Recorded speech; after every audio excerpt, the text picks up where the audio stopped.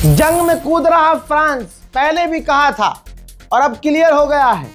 France के राष्ट्रपति Emmanuel Macron ने कहा कि हम 8 युद्धपोत, 2 हेलीकॉप्टर कैरियर और उसके अलावा 1 एयरक्राफ्ट कैरियर मिडिल ईस्ट में अरब सी के अंदर भेजने वाले हैं, मिडिल ईस्ट में तैनात करने वाले हैं ताकि डिफेंसिव ऑपरेशन शुरू कर सकें। जो अरब देशों पर हमले हो रहे हैं हम अपने एयरक्राफ्ट कैरियर से उन्हें रोक सकें। सीधी बात है, अरब को अमेरिका नहीं बचा पा रहा है तो यहाँ अमेरिका हार गया, बुरी तरह से पिट रहा है।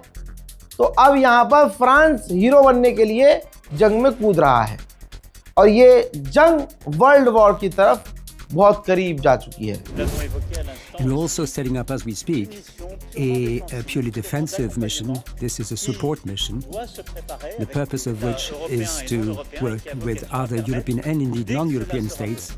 The purpose, again, as soon as possible, when we pull out of the more intensive part of the conflict, to provide escorts, container ships to gradually reopen the Strait of Hormuz, which is of course a passage for international trade. It also Iran के national security adviser ने कहा है, Larijani ने, कि ऐसा हो ही नहीं सकता कि अमेरिका इजराइल आग लगाएं और इलाके में स्ट्रेट ऑफ हॉर्मुज में शांति आ जाए। उनको ये आग लगाना बंद करना होगा, तभी इलाके में शांति आएगी। ईरान ने कहा है कि हमारा जो कश आइलैंड है, वहाँ कश आइलैंड में हमारी वाटर चेन है, वाटर सप्लाई है, तो हमारे किसी दूसरे पड़ोसी देश की मदद से उस वाटर सप्लाई मशीनरी को, सिस्टम को कश आइलैंड पर अमेरिका ने निशाना बनाया है। तो यानी एक ऐसा देश का अब नाम आने वाला है जिस पर अब ईरान हमले करेगा। मेरे दोस्तों, अरब सागर में ईरान का एक वॉरशिप था जिस पर अमेरिका ने हमला कर दिया है। देख लीजिए।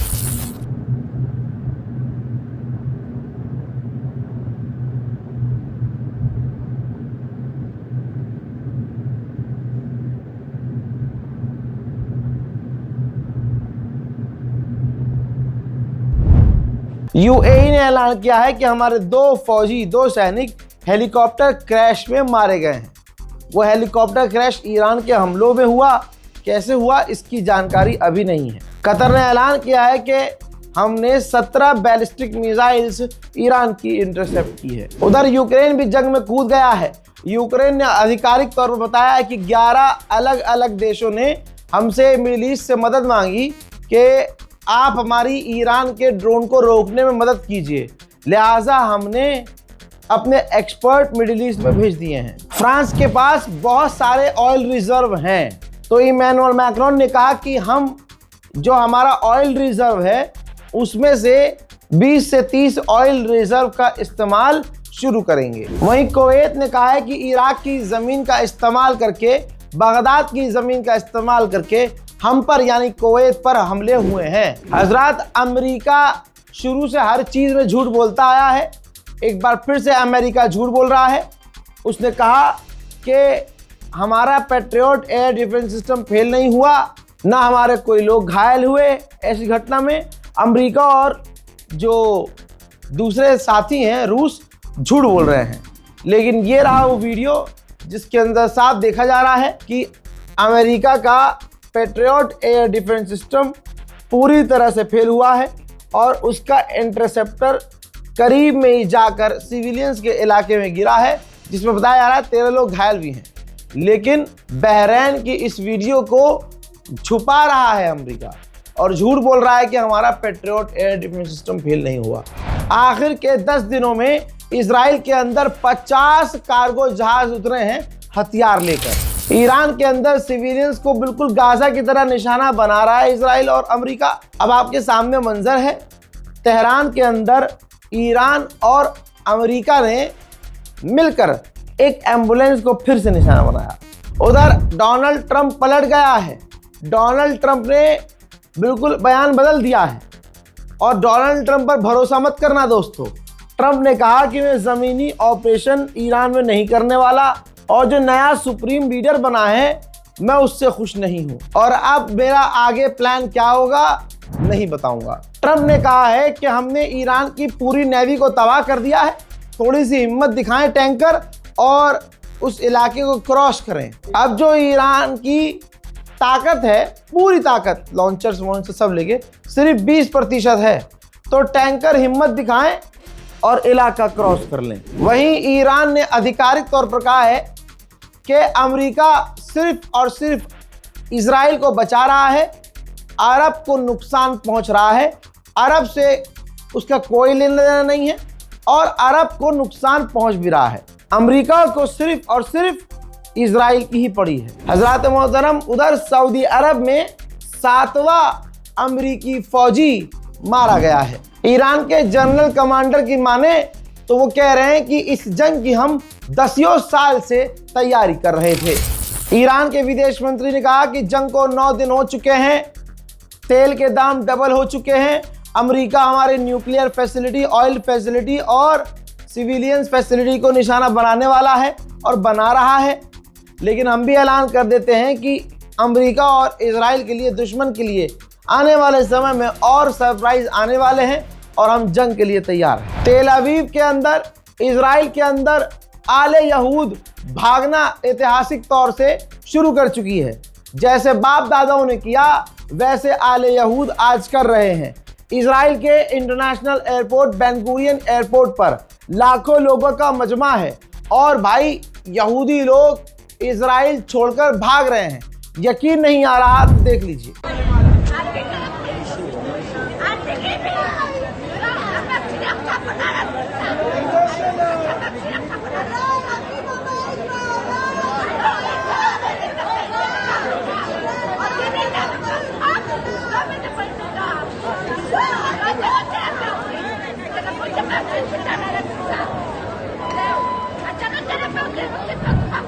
सऊदी अरब में अमेरिका के कई सारे मिलिट्री बेस हैं।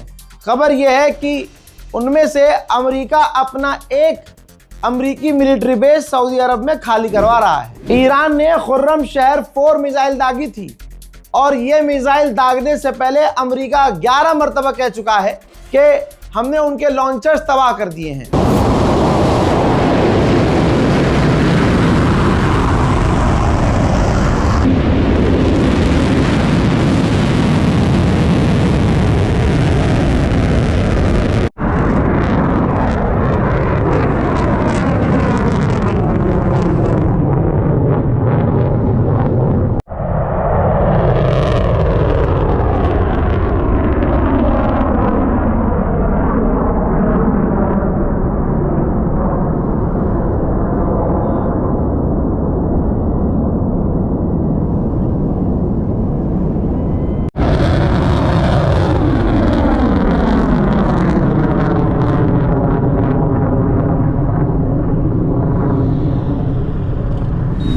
उधर ईरान के अंदर 1% भी गवर्नमेंट के खिलाफ प्रदर्शन नहीं हो रहे हैं, बल्कि इधर बमबारी हो रही है और उधर प्रदर्शन हो रहे हैं।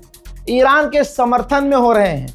ईरान के सुप्रीम लीडर और अब उनके बेटे जो लीडर बने हैं, सुप्रीम लीडर मुश्तबा खामनाई, उनके सपोर्ट में प्रदर्शन चल रहे हैं। देख लो।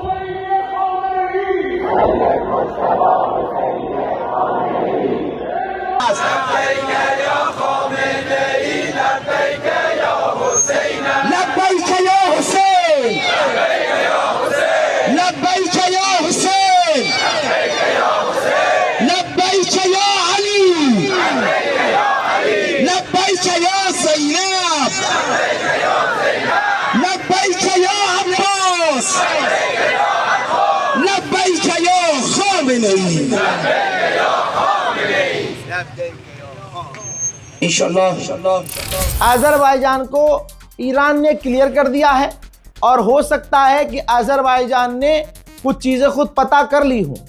अब अजरबैजान गर्म नहीं हो रहा है, फड़फड़ा नहीं रहा है, यहाँ तक कि उसने ईरान से जो अपना बॉर्डर बंद किया हुआ था वो बॉर्डर खोल लिया है। जो बरतानिया अभी कल तक युद्धपोत भेज रहा था, जो बरतानिया ईरान को जवाब देने की बात कर रहा था, जो बरतानिया ईरान पर हमले करने की बात कर रहा था, अमेरिका को खुश करने के लिए बड़ी बड़ी बातें कर रहा था, अब बरतानिया के प्रधानमंत्री ने देख लिया भाई ईरान बहुत मार रहा है, तो इन्होंने कह दिया कि डी एस्केलेशन पर बात करनी चाहिए।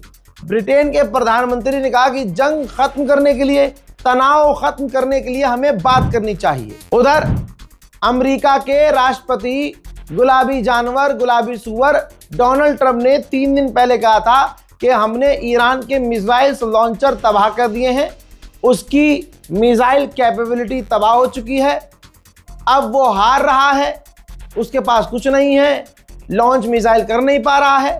हजरात, मान लिया कि नहीं लॉन्च कर पा रहा है, लेकिन जितनी लॉन्च कर पा रहा है वो भी इन लोगों से नहीं झिल रही है। इजराइल में फिर से ईरान की 2-4 मिसाइलें जाकर गिरी हैं और जो तबाही मची है देखिए।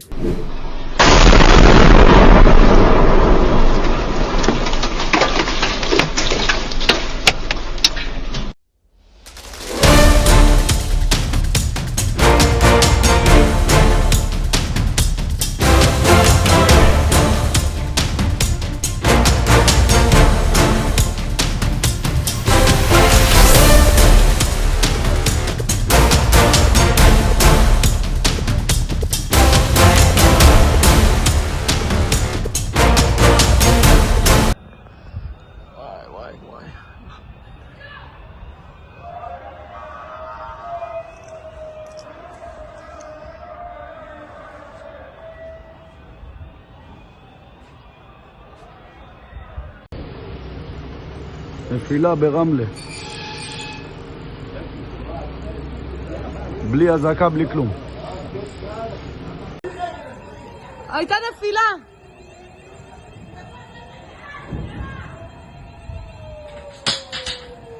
הנה, תראו מה הולך, פגעו פה איך קוראים לזה? בצלחות.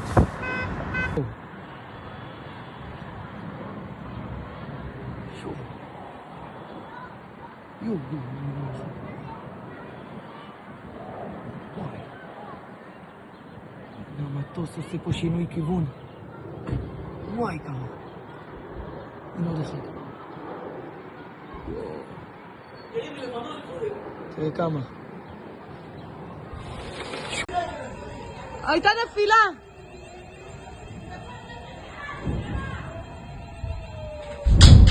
मेरे दोस्तों, अब यहूदी चुप नहीं रह पा रहे हैं। जो इजरायली लोग हैं अब वो सोशल मीडिया पर लिख रहे हैं और देखिए, कई लोगों में से एक यहूदी ने ये लिखा है कि ईरान के मिसाइल्स हिट हो रहे हैं, बाहर धमाके हो रहे हैं, हम बंकर में छुपे हुए हैं, हम मिसाइलों को रोक नहीं पा रहे हैं, ईरान की मिसाइलें गिर रही हैं, कई दिनों से हम बंकर में हैं और बंकर से बाहर नहीं जा पा रहे हैं। हालात ऐसे हैं कि आप देखिए, अंडरग्राउंड बेसमेंट में मेट्रो स्टेशन के अंदर यहूदी जिंदगी गुजारते हुए नजर आ रहे हैं। मेट्रो स्टेशन में यहूदी सो रहे हैं। ऐसी हालत ईरान ने कर दी है इनकी। इजराइल पर जो ईरान के मिसाइल और ड्रोन गिर रहे हैं उनको छुपा रहा है अमेरिका और इजराइल, छुपा रहे हैं, दोनों ही छुपा रहे हैं, नुकसान नहीं दिखा रहे हैं। लेकिन एक बड़ा अपडेट आया है, ईरान के हमलों में एक और यहूदी की इजराइल में मौत हुई है। अमेरिका के विदेश मंत्री ने कहा कि अब हमारा मकसद यही है कि हम उनकी फौज, उनकी नेवी, उनकी मिसाइल्स, उनके ड्रोन, उनके हथियारों को खत्म कर दें ताकि दुनिया सेफ हो जाए। यही अमेरिका का राष्ट्रपति एक दिन पहले तक कह रहा था कि हमारा मकसद है कि हम ईरान की रिजीम गिरा दें। डोनाल्ड ट्रंप हमले से पहले कह रहा था हमारा मकसद है हम रिजीम गिरा दें और रिजीम गिरते ही सब कुछ सही हो जाएगा। हजरात, इनके गोल क्लियर नहीं है, इनका मकसद क्लियर नहीं है। अब ये कभी कुछ कहते हैं, कभी कुछ कहते हैं, सबके अमेरिकी ऑफिशियल्स के चेहरे अगर आप देखेंगे उजड़े उजड़े नजर आ रहे हैं। The goals of this mission are clear, and it's important to continue to remind the American people of why it is that the greatest military in the history of the world is engaged in this operation. It is to destroy the ability of this regime to launch missiles, both by destroying their missiles and their launchers, destroy the factories that make these missiles, and destroy their navy. Israeli official ने कहा कि Iran surrender नहीं करेगा। हमें जब तक Iran में government गिर न जाए तब तक लड़ना पड़ेगा। हाँ, डोनाल्ड ट्रंप अगर कोई डील का ऑफर कर दे तो हो सकता है ईरान और ईरानी डील कर ले। इजरायली ऑफिशियल ने यह तक कह दिया भैया कि हमें नहीं पता कि ईरान की रिजीम कौन चेंज कर सकता है, हमें पता नहीं। मोसाद फेल हो गया दोस्तों, CIA फेल हो गया दोस्तों, ब्रिटेन की एजेंसियां फेल हो गई दोस्तों, और आज इजराइल का ऑफिशियल कह रहे हैं कि भैया हमें नहीं पता कौन रिजीम चेंज कर सकता है ईरान में, हमें नहीं मालूम। मेरे दोस्तों, इस रिपोर्ट को शेयर कीजिएगा। आपके सामने वो मंजर दिखा रहा हूं जो आपसे वादा किया था मैंने, वो पूरा किया है। मैंने कहा था लोगों से कि 9 मार्च को पहुंचिएगा। एक आवाज पर 6 घंटे पहले सिर्फ मैंने बोला और लोग वहां पहुंचे, ईरान एम्बेसी में पहुंचे, हजारों की तादाद में पहुंचे। वहां जाकर अपना शोक व्यक्त किया, कॉन्डोलेंस बुक में उन्होंने अपनी राय लिखी, एक एक व्यक्ति ने अपनी राय लिखी। लोग राजधानी दिल्ली से भी दूर दूर से लोग आए थे। मैं उन सभी का शुक्रिया अदा करता हूं। ईरान के एम्बेसडर से मुलाकात हुई, कई तरह की उनसे बात हुई और उन्होंने बहुत सारी चीज़ें बताई हुई जो मेरे लिए नहीं थी।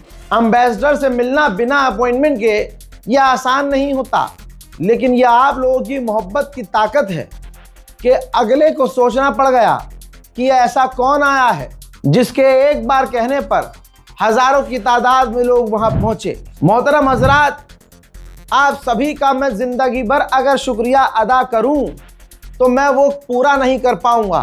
आप सभी का तहे दिल से बहुत बहुत शुक्रिया। फिलहाल के अपडेट में इतना ही। वस्सलाम।